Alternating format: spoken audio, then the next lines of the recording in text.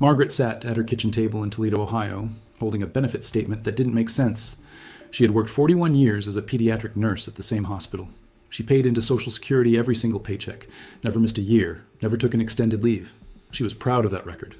But the check arriving in her account every month felt somehow smaller than she expected. When she finally called an advisor and worked through the numbers, she discovered something that stopped her cold. By starting her benefits at 62 instead of waiting until her full retirement age of 66 and 4 months, she had locked in a permanent reduction that, over her expected lifetime, would cost her close to $92,000.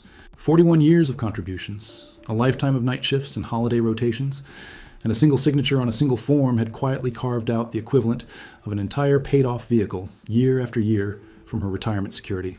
She wasn't alone. Most retirees who take benefits early assume the reduction is small. It isn't. And if you worked a long, steady career, like Margaret did, the decision cuts deeper than most people realize. Before we go any further, I want to be clear about something. This video is for educational purposes only and is not personalized tax, financial, or legal advice. Consult a qualified professional for guidance on your specific situation. What I'm going to walk you through is the math.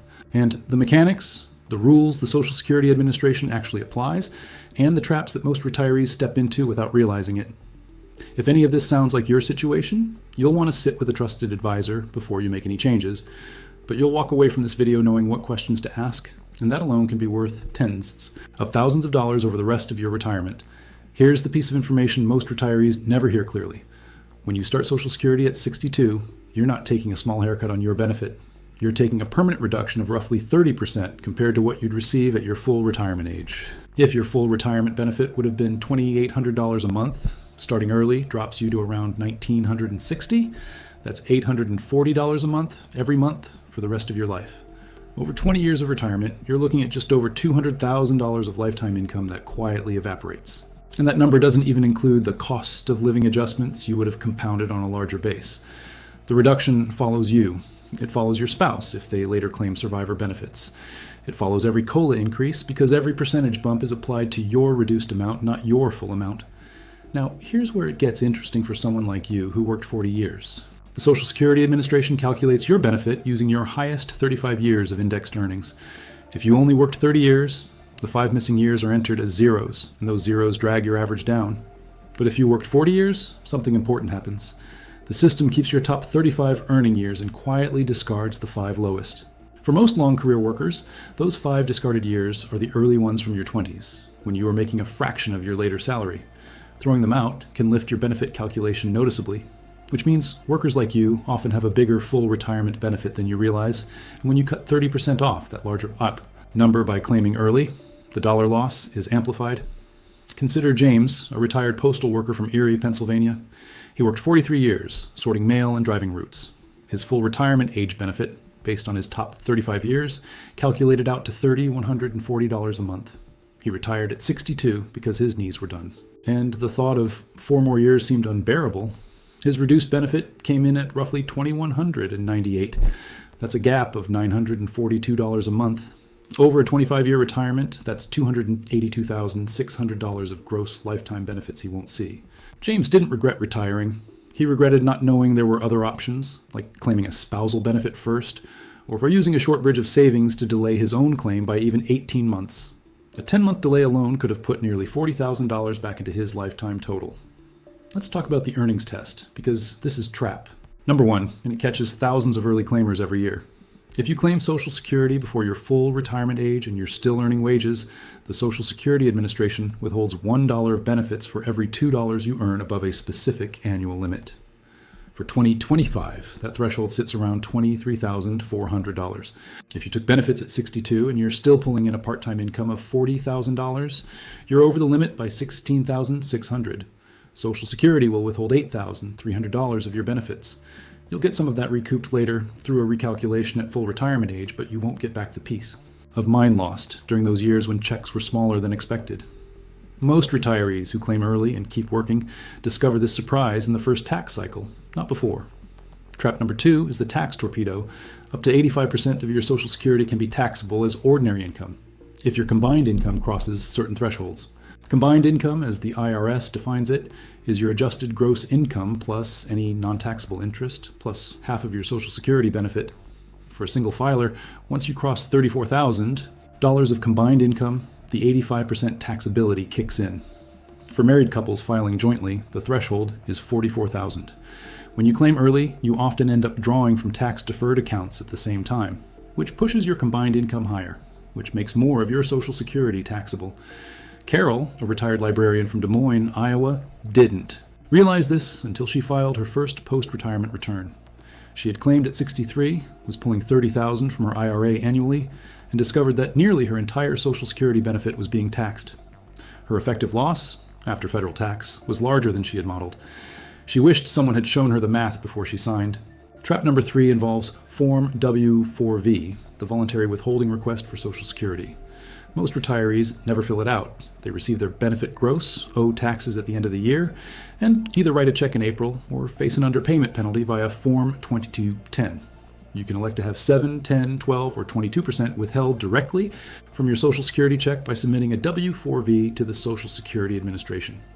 For someone who claimed early and is also drawing from a traditional IRA with withholding set via Form W-4P, this coordination keeps you out of estimated tax territory in Form 1040 ES filings. It's a small piece of paperwork. It protects you from a penalty you didn't know you were accruing. Trap number 4 is the spousal mistake.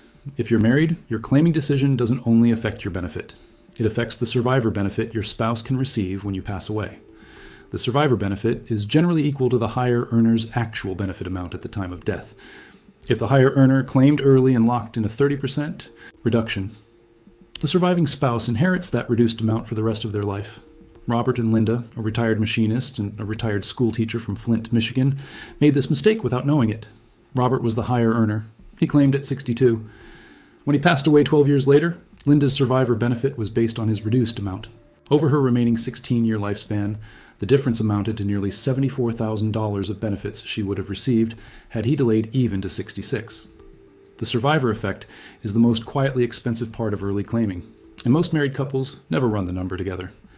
Now, here's the part that surprises long career workers the most. Delaying Social Security past your full retirement age earns you delayed retirement credits of 8% per year, up to age 70. 8% guaranteed with no market risk. Where else in your entire financial life can you earn 8% guaranteed? Not in a CD, not in treasuries, not in a money market. Only here. If your full retirement benefit would be $2,800, waiting until 70 lifts it to roughly $3,696. Compare that to the $1,960 you'd receive at 62. That's a gap of $1,736 a month, 89% more, for the exact same working history. I know what you're thinking. You already claimed early, the decision is done. What now? This is where most retirees give up, and this is where the protective expert knowledge matters most. There are still levers you can pull. If you claimed within the last 12 months, you may be eligible to withdraw your application using Form SSA 521. You pay back the benefits you received, and your record is restored as if you never claimed. This is a rare, underused tool. It only works within the first 12 months, and you can only use it once in your lifetime. But for a retiree who claimed early in haste and realized the mistake, it's a reset button most people don't know exists. If you're past the 12-month window, but you've reached your full retirement age, there's another option called suspending your benefits. You can voluntarily suspend benefits once you hit full retirement age and begin earning delayed retirement credits from that point forward. Every month of suspension adds roughly 2/3 of 1% to your future benefit. If you suspend for 36 months between full retirement age and age 70, you add 24% to your monthly check for life. Dorothy, a retired accountant from Phoenix, Arizona, claimed at 63, realized her mistake at 66, and suspended for 4 years. Her new benefit at age 70 was substantially higher, and her break-even age against continuing the reduced benefit was roughly age 79. Since her family history suggested she'd live into her late 80s, the suspension math worked in her favor. Let me talk about break-even analysis for a moment, because most retirees hear this phrase and glaze over. It's simpler than it sounds. The break-even age is the age at which the total cumulative benefits you would have received by delaying equal the total cumulative benefits you would have received by claiming early. For most early claimers, break-even lands somewhere between 78 and 82. If you expect to live past that age based on your health and family history, delaying almost always pays more. The Social Security Administration's own actuarial tables suggest that a healthy 65-year-old today has a better than even chance of living past 85. Most retirees underestimate their own longevity, and that miscalculation is what makes early claiming feel attractive in the moment and expensive in the rearview mirror. Here's the part I want you to hold on to. For a 40-year worker, Social Security isn't a supplement. It's often the largest single asset on your balance sheet when valued as a stream of income. Present valued at a reasonable discount rate, a $2,800 monthly benefit represents something close to $560,000 of lifetime value.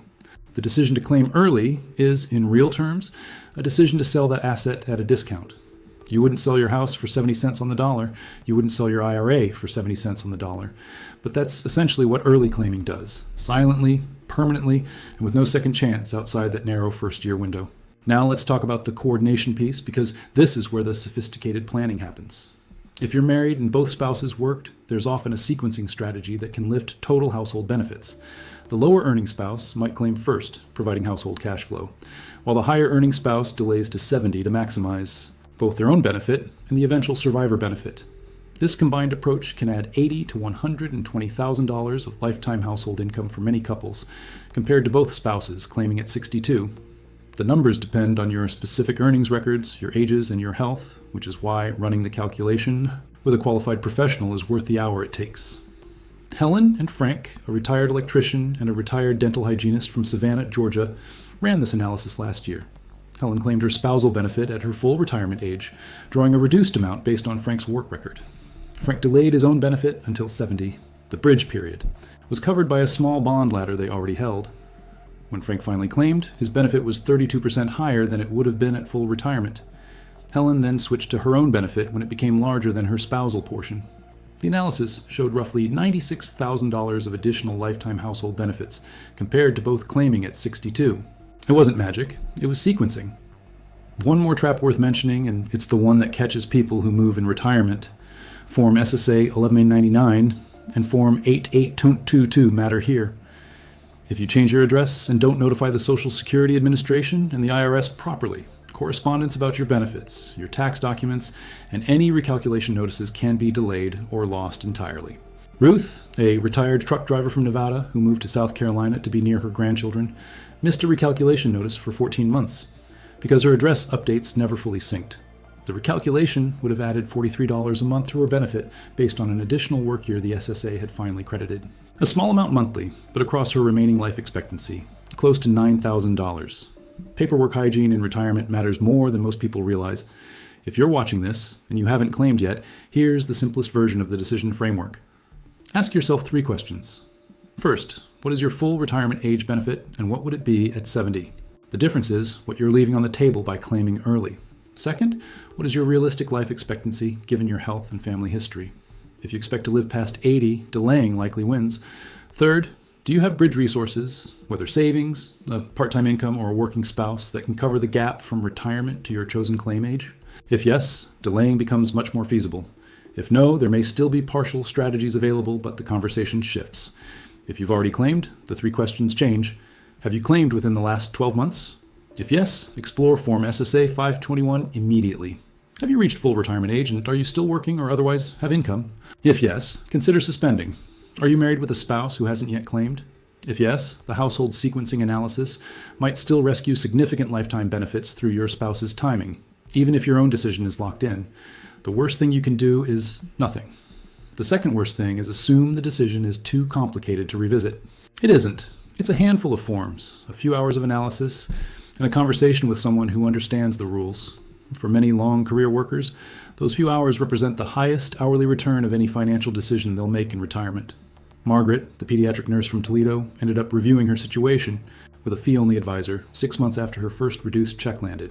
She was just inside the 12-month window. She used Form SSA 521, paid back the benefits she had received, and restarted her planning.